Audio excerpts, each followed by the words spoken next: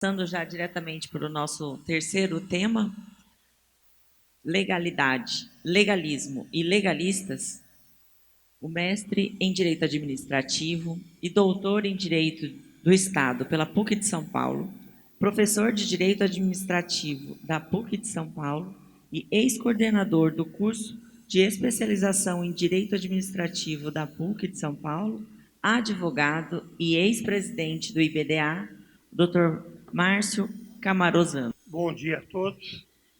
É com extrema satisfação que ocupo uma vez mais este espaço, mas desta vez para tecer algumas considerações, convidando-os a uma viagem ainda aqui muito rápida, né, a alguns aspectos, em rigor, para quebrar um pouco, talvez, a aridez dos temas à luz do direito posto, uma viagem muito rápida a alguns aspectos que, em rigor, tangenciam a filosofia do direito e a teoria geral do direito. Eu agradeço imensamente a organização do evento, na pessoa do nosso presidente Fabrício Mota e do presidente do Instituto Regional aqui de Direito Administrativo, professor Lacerda. Cumprimento a professora Fabiola, procuradora-geral, que preside esta mesa, os colegas Tiago e o meu dileto amigo e eminente professor José dos Santos Carvalho Filho. Me permito também cumprimentar o professor Maurício Zocum, que assume a presidência deste Instituto Brasileiro de Direito Administrativo, que, por todos os títulos, atingiu um patamar que realmente implica o reconhecimento de todos nós, mais recentemente, a um trabalho realmente admirável do presidente Fabrício Mota. Eu cumprimento todos os presentes, na pessoa dos ex-presidentes do Instituto Brasileiro de Direito Administrativo que aqui se encontram, e salvo algum engano de minha parte, o professor Clóvis Bestos, professor Juarez Freitas, e se eu estiver não enxergando, porque já me coloco na posição também de deficiente visual, não é? Algum outro professor, presidente, ex-presidente, se apresente.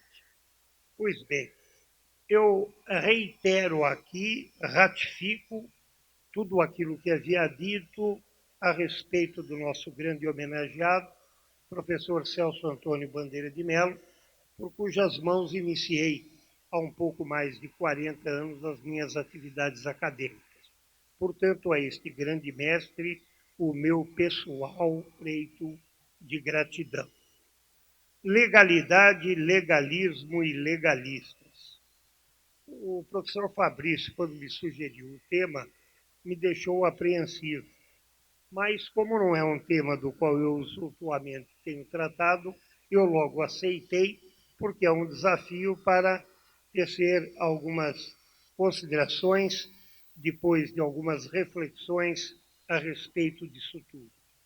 É um tema que comporta diversos níveis de aprofundamento, e eu aqui peço desculpas antecipadamente aos mestres maiores, aos juristas, aos professores, porque não é a vossas excelências que eu me dirijo, mas espero apenas aqueles que estão praticamente começando os seus estudos ou mal terminaram os estudos de graduação, para, enfim, fazer algumas provocações a partir de conceitos absolutamente elementares e que, em rigor, seriam absolutamente dispensáveis.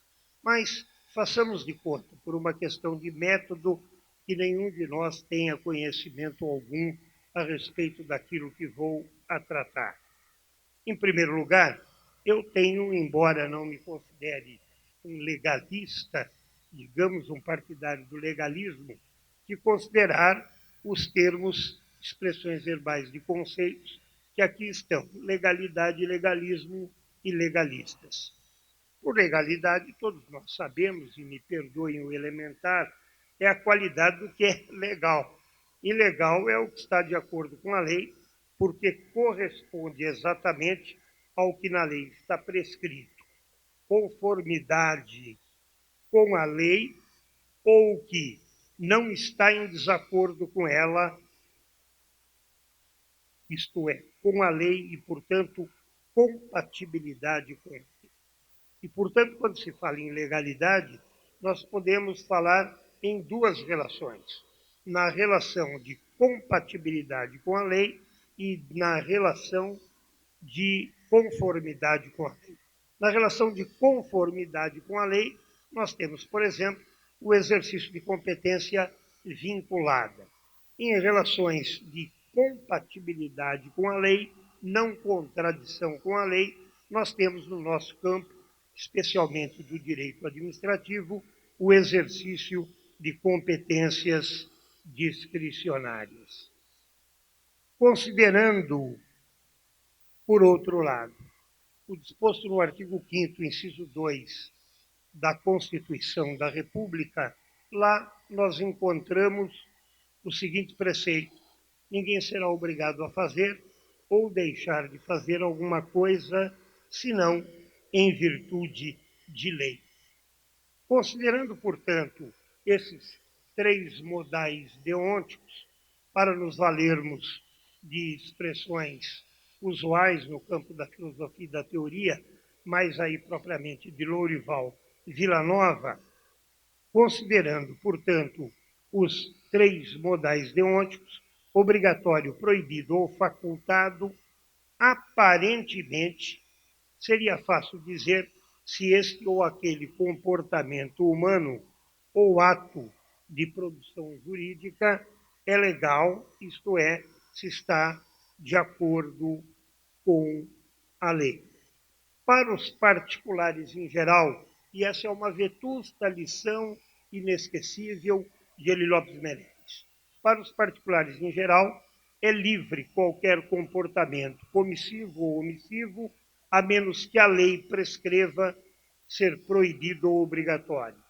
Pode-se dizer, então, que a liberdade é a regra e a proibição ou obrigatoriedade a exceção.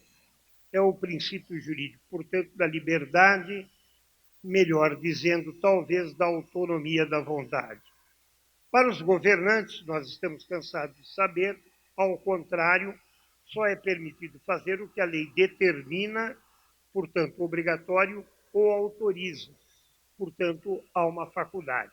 E é claro que há obrigatoriedades e comportamentos facultativos que podem ser detectados de forma explícita ou implícita na lei, mais propriamente no ordenamento jurídico.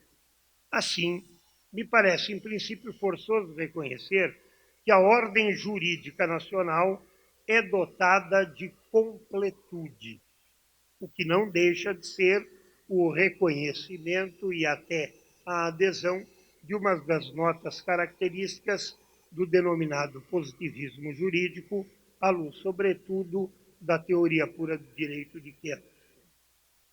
De qualquer comportamento se pode dizer se está ou não de acordo com o direito. Não há, em rigor, espaço juridicamente vazio. Tanto é que, seja qual for a questão deduzida em juízo, o magistrado não pode dizer que ele se recusa a proferir uma decisão dizendo que não há norma jurídica que se possa aplicar à situação. Há norma geral, inclusive, ou exclusiva, que o que não é obrigatório nem proibido é permitido. E, portanto, nós temos aí, em rigor, embora seja matéria passível de controvérsias, uma primeira colocação da matéria. Mas, mesmo quando se diz que este ou aquele comportamento, caso ou situação, não está previsto em lei, e há discutida a tese das lacunas, sempre há se encontrar uma solução em face mesmo do artigo 4º da Lei de Introdução às Normas do Direito Brasileiro. Quando a lei for omissa, o juiz, o administrador, o aplicador decidirá, de acordo com a analogia, os usos e costumes e os princípios gerais de direito. Portanto, é lição elementar de que pode haver lacunas da lei, mas não do direito.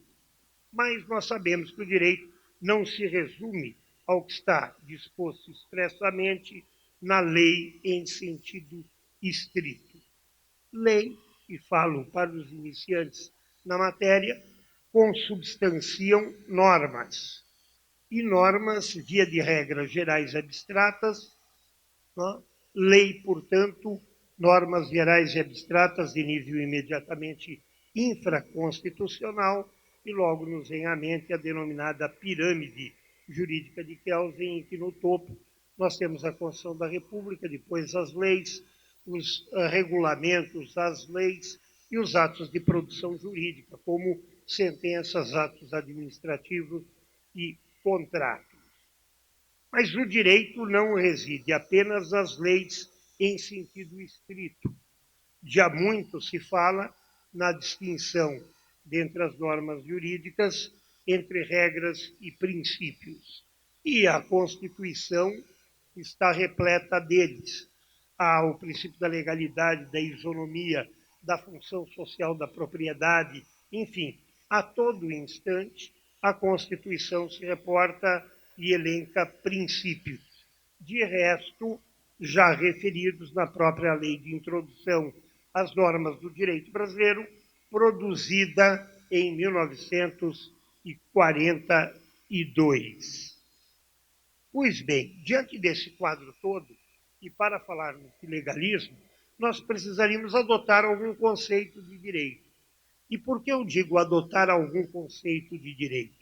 Porque não há no mundo fenomênico, não há na realidade cognoscível sensorialmente nada que se possa necessariamente reconhecer como sendo rigorosamente direito para além de qualquer margem de discussão. Nós temos que eleger, quando falamos em direito, de um dado objeto de estudo. Ué, quando decidi estudar direito, eu me decidi a estudar o quê? A estudar aquilo que designo como a ordem normativa do comportamento humano dotada de coercibilidade institucionalizada, com a possibilidade, portanto, do Estado, sem quando necessário, usar até mesmo da coerção para compelir materialmente ao cumprimento daquilo que está prescrito nas normas jurídicas. Nós adotamos o sistema do direito legislado, do direito continental europeu. E, portanto, o nosso direito é largamente legislado. Ele é consubstanciado em leis, embora não só. E aí os autores costumam tratar da distinção entre texto jurídico normativo, jurídico prescritivo e norma. Porque, em rigor, no texto nós encontramos a expressão verbal de normas jurídicas que, em rigor, constituem abstrações, são prescrições que fundamentalmente estabelecem o que é obrigatório, o que é proibido, o que é facultado. Pois bem, há correntes de autores que dizem que a norma é um produto da interpretação. Eu me permito, com alguns outros autores, discordar desse entendimento. Embora a norma não se confunda com a literalidade necessariamente do texto jurídico normativo, que depende, portanto, de uma leitura de acordo com o instrumental que nos é fornecido pela ciência da interpretação, que é a hermenêutica, aquilo que é publicado, por exemplo, como lei no Diário Oficial e que, como costuma constar, entra em vigor na data de sua publicação, entra em vigor como não apenas um texto à espera de um intérprete autorizado que venha a construir a norma jurídica. Já consubstancia a norma. E, portanto, o processo de interpretação se presta necessariamente a revelar o sentido e o alcance daquilo que está consubstanciado, mas nem sempre de maneira imediatamente inteligível na sua inteireza nos textos jurídico-normativos que vêm a ser publicados. Pois bem, há a questão da hermenêutica e a interpretação. E em matéria de interpretação, nós assistimos, ao longo do tempo, variadas escolas. Dentre elas, uma que teve grande prestígio, especialmente a partir da Revolução Francesa, mais especialmente quando do advento de um marco, qual seja o do Código Civil de Napoleão, que veio a consubstanciar em um código, como o próprio nome diz, as normas todas que se entendia necessárias para disciplinar as relações, sobretudo entre particulares. A partir daí, nós entramos na era da codificação. E, portanto, surge a escola da exegese no século XIX e que se caracteriza pelo rigor absoluto na atividade de interpretação ao texto da lei, que, no entender desta escola, contém todo o direito, processo de aplicação mediante mero silogismo, mediante formalismo jurídico, com as seguintes características: a concepção estritamente estatal do direito, o direito está na lei, sua única fonte, interpretar a lei baseando-se na vontade do legislador e, portanto, a construção de um verdadeiro fetichismo da lei, interpretação consoante processos lógico-formais. Há, inclusive, aquela conhecida expressão de Montesquieu, que, comentando o assunto, me recordava ainda há 1 ou 2 dias do professor Clóvis Besnos: o juiz deveria ser aquele que atua como a boca da lei. E, portanto, não havia espaço para se considerar questões pertinentes ao espírito da lei. E, portanto, nós tínhamos que, diante da lei, que era a única fonte do direito, e especialmente do direito codificado, pronunciar as palavras da lei numa interpretação meramente literal e com um juízo formal para dizer o que a lei estaria a prescrever para fins de sua aplicação. Bom, isso acabou ao longo do tempo sendo superado, porque vieram outras escolas com relação à orientação hermenêutica.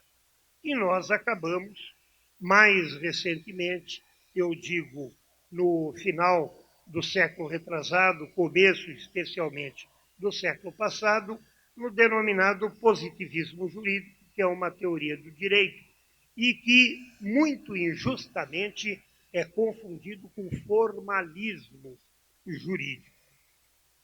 Tanto é verdade que há quem diga que o direito, que a norma jurídica, que melhor, os textos jurídicos normativos, cada qual só comporta uma única interpretação como sendo a interpretação correta. Portanto, o próprio positivismo jurídico, na versão, pelo menos, da teoria por direito, sempre deixou assentado que a norma jurídica, não raras vezes, conduz a várias possibilidades de interpretação, se apresentando como uma moldura dentro da qual podemos encontrar variadas opções de aplicação. E aí a escolha de uma dessas opções já não é mais atividade da ciência do direito, é atividade da política do direito. E, portanto, o positivismo jurídico já combatia o dogma da única interpretação correta ou verdadeira. Pois bem, falava-se e se fala que até algum tempo o que prevalecia em termos de aplicação das normas jurídicas era o apego à forma, a literalidade das prescrições e a aplicação se dava com a observância rigorosa de um silogismo jurídico, de um silogismo. Premissa maior a lei, premissa menor o fato, e a conclusão resultaria da aplicação da lei aos fatos que a ela se subsumissem. E, portanto, silogismo e juízo de subsunção. E, com o passar do tempo, nós fomos desenvolvendo variadas teorias da argumentação, inclusive desaguando na questão dos princípios. Com relação à questão dos princípios, me parece importante dizer duas breves palavras. Antônio Carlos Sintra do Amaral já dizia: não vamos confundir principiologia com principio-mania. Principio-mania é o que reflete, por exemplo, o artigo 11 da Lei de Improbidade Administrativa. Fala em violação de princípios da administração. Então, talvez seja o caso de desenvolvermos mais considerações, é óbvio que não há espaço para fazermos aqui, a respeito do uso e abuso dos princípios. Porque com o abuso dos princípios, nós acabamos praticamente eliminando a segurança jurídica. E para falar em segurança jurídica, além de evocar Almir do Couto Silva, caberia também lembrar duas expressões fantásticas de Miguel Reale. Fenômenos que marcam a quadra do estudo do direito. A perda de confiança nas soluções normativas, de um lado, e, de outro lado, exigências de pré-determinação formal do direito como exigência de segurança jurídica. Pois bem, legalismo o que é? As leis são, enquanto tais, justas e, por isso, devem ser obedecidas. As leis devem ser obedecidas em todas as circunstâncias, qualquer que seja o seu conteúdo. O abuso da lógica formal e dedutiva na interpretação e aplicação dos textos jurídico-normativos e das normas que veiculam. Isto, na realidade, não pode ser imputado como culpa de uma concepção positivista do direito, porque o positivismo se limita a afirmar, pela versão da teoria pura do direito, que as leis são válidas, independentemente do fato de que sejam justas ou injustas. Mas nunca se diz que o direito justo, ou melhor, que o direito injusto não deva ser, do ponto de vista moral e político, combatido com as armas que estiverem ao nosso alcance. Legalistas são aqueles que se apegam ao texto da lei, à literalidade, gramaticalmente, sem outras ordens de consideração. E nós temos já, de resto, no meu modo de entender, devidamente afastado, como imperativo mesmo legal, este legalismo, demasiado apego à letra da lei, em razão de um outro dispositivo que poucos leem, da Lei de Introdução ao Código Civil, que é o artigo 5º. Na aplicação da lei, o juiz, o aplicador, atenderá às finalidades a que ela se destina e às exigências do bem comum. Fala-se muito na questão da superação do positivismo jurídico. E falam muitos a respeito de pós-positivismo que ostenta ou ostentaria 3 notas características fundamentais. A primeira delas, o reconhecimento da normatividade dos princípios. Em segundo lugar, a questão da teoria da argumentação. E há uma outra característica que, no momento, está me fugindo da memória, mas logo, logo eu encontro, que é a do raciocínio jurídico fundado na subsunção, quando se impõe hoje, especialmente com relação aos princípios jurídicos, é a adoção do método da ponderação.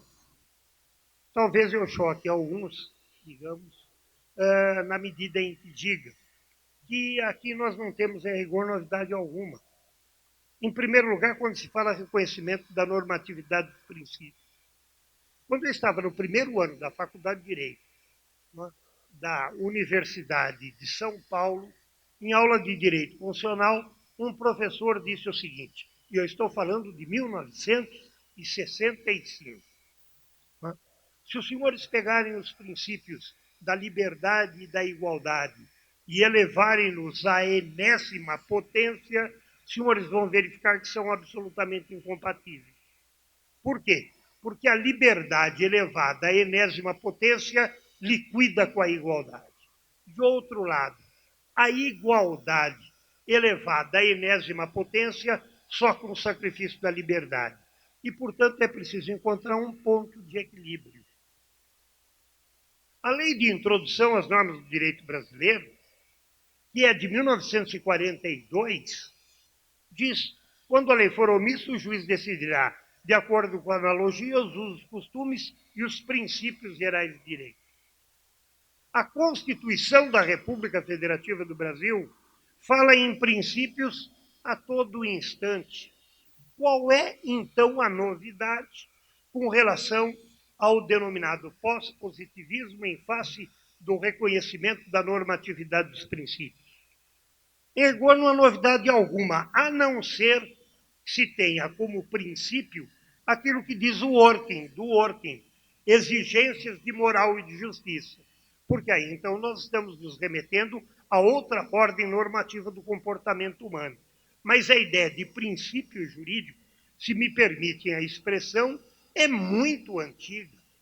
Zé Afonso da Silva, ao tratar da aplicabilidade das normas constitucionais, a ele se refere há muito tempo. Tem uma obra muito antiga de Pontes de Miranda, que é da década de 20 do século passado, tratando de princípios jurídicos. Nós começamos a aprender direito administrativo com Celso Antônio Bandeira de Mello, na década de 70 na PUC, falando em regime jurídico administrativo, que se constrói sobre dois cânones fundamentais, supremacia do interesse público sobre o interesse privado e indisponibilidade do interesse público na esfera do exercício da função administrativa. Portanto, a primeira vez que eu ouvi e falar em reconhecimento da normatividade dos princípios, eu falei, a Constituição da República fala que Estados têm que se organizar, obedecidos os princípios estabelecidos na Constituição. É claro que os princípios ali elencados têm força jurídica, são normas jurídicas e, portanto, estabelecem o que deve ser. Ninguém será obrigado a fazer ou deixar de fazer alguma coisa em virtude de lei. Todos são iguais perante a lei. É obrigatória a motivação dos atos administrativos. Deve-se respeitar a função social da propriedade. Qual é a novidade no reconhecimento da normatividade dos princípios? Nenhum. Qual é a novidade na questão da ponderação de princípios no conflito entre, por exemplo, a liberdade de expressão e a proteção da intimidade? São coisas antiquíssimas, mas na medida em que são proclamados por alguns luminares da filosofia e da teoria geral do direito, a lei-mar, nós aqui nos quedamos admirados, como se estivéssemos diante de grandes novidades. Com relação ao problema da teoria da argumentação, só faltava, ao longo de décadas, não avançarmos nos estudos da linguagem e da teoria da interpretação. E, portanto, o que nós temos que resgatar um pouco, em nome da segurança jurídica, não é o formalismo, o apego exagerado à forma, a interpretação literal, como se interpretasse a lei com um bom dicionário de língua portuguesa do lado, que é indispensável, mas não suficiente. Nós temos que resgatar um pouco, me permito, uma noção de direito posto, porque a pretexto de novidades no que diz respeito à teoria da interpretação, o que nós estamos assistindo, no mais das vezes, é até um ativismo judicial desabrido em que determinados integrantes, inclusive da Corte Suprema, se arvoram em legisladores sem estarem ungidos pelo voto popular. E, portanto, nós ainda temos no país uma Constituição da República Federativa do Brasil que distingue executivo, legislativo e judiciário, independentes, porém harmônicos, com um sistema de freios e contrapesos. E vem o judiciário, eventualmente, sem estar ungido pelo voto popular, ao arrepio daquilo que prescrevem os textos jurídicos normativos, ditar ele aquilo que é direito, especialmente em matéria penal, onde vigora, por excelência, o princípio da legalidade dos delitos das penas. Não há crime sem lei anterior que defina, nem pena sem prévia cominação legal. E o que tem feito aqui e acolá o judiciário? O judiciário tem se transformado em legislador porque não gosta da lei que está posta como posta, porque não seria aquela do seu agrado se legislador fosse, teria posto de forma diferente.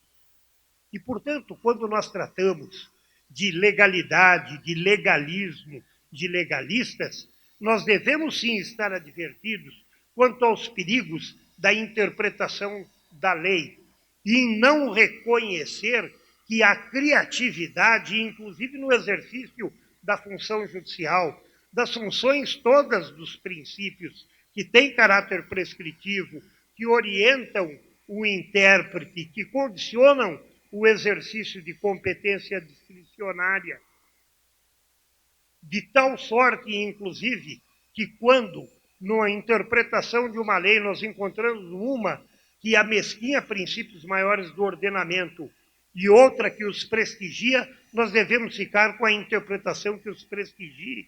Os princípios também, para efeito de colmatação de lacunas, quando adequadamente identificadas. Mas nós encontramos ainda hoje quem não se proclama legalista, quem não está vinculado a um legalismo, exercendo raciocínios tipicamente legalistas. Eu dou um exemplo que me parece paradigmático, que é o problema da própria Constituição da República, quando diz que ninguém será obrigado a fazer ou deixar de fazer alguma coisa, senão em virtude de lei. Alguém poderia, usando indevidamente o argumento em sentido contrário, dizer, se não será obrigado a fazer ou deixar de fazer alguma coisa, senão em virtude de lei, lei não se confunde com emenda à Constituição, logo emenda à Constituição não pode estabelecer obrigações ou proibições. O argumento em sentido contrário foi utilizado já na Constituição anterior de 67, alterada pela emenda número 1 de 69, com relação ao antigo artigo 97, todos nós sabíamos, dizia, a primeira investidura em cargo público depende de aprovação prévia em concurso público de provas ou de provas e títulos, salvo os casos indicados em lei. Como dizia, a primeira investidura em cargo público depende de concurso público, o próprio Supremo Tribunal Federal deixou assentado o quê? Ué, se a lei não criou cargo, mas foram criados empregos ou funções, para empregos ou funções não precisa realizar concurso público. É como se alguém interpretasse o seguinte dispositivo: impõe-se a todas as autoridades o respeito à integridade física dos detentos. E alguém diria, então quem não for detento não tem que ser respeitado pela autoridade. Ou quem não for a autoridade não está obrigada a respeitar a integridade física dos detentos. Nós encontramos hoje um tipo ainda de legalismo, de demasiadamente apego à forma, de forma disfarçada e às vezes não disfarçada, mas ostensiva. Nós encontramos, por exemplo, naqueles que insistem em interpretar, por exemplo, e me perdoem os que pensam de forma contrária, o artigo 10 da Lei de Improbidade Administrativa em descompasso com aquilo que está implícito na Constituição. E de forma absolutamente literal e legalista, reconhecem improbidade na modalidade culposa.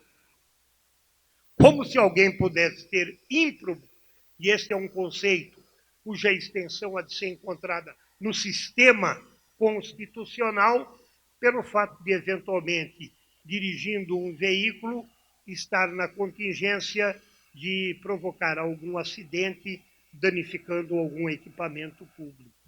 Responderia por improbidade, porque houve dano ao patrimônio público, tendo eventualmente agido com culpa, como se não fosse obrigatório a demonstração de um grave desvio ético para tornar a ofensa à ordem jurídica especialmente qualificada exatamente pela atuação com dolo, com má-fé, com expediente de fraude. E, portanto, nós devemos estar muito atentos para combater, sim, o legalismo e fazer advertência aos legalistas, porque o direito é muito mais do que a mera interpretação literal com o dicionário no lado, naquilo que é produzido pelo Poder Legislativo e publicado no Diário Oficial. Olhemos um pouco mais para a filosofia do direito, para a teoria do direito, para a lei de introdução ao Código, a antiga lei de introdução ao Código Civil, lei de introdução às normas do direito brasileiro e, sobretudo, para a Constituição da República. Se a aplicação da lei demandasse uma interpretação meramente literal, não haveria necessidade alguma daqueles que são minimamente alfabetizados cursarem uma faculdade de direito, muito menos realizarem estudos pós-graduados.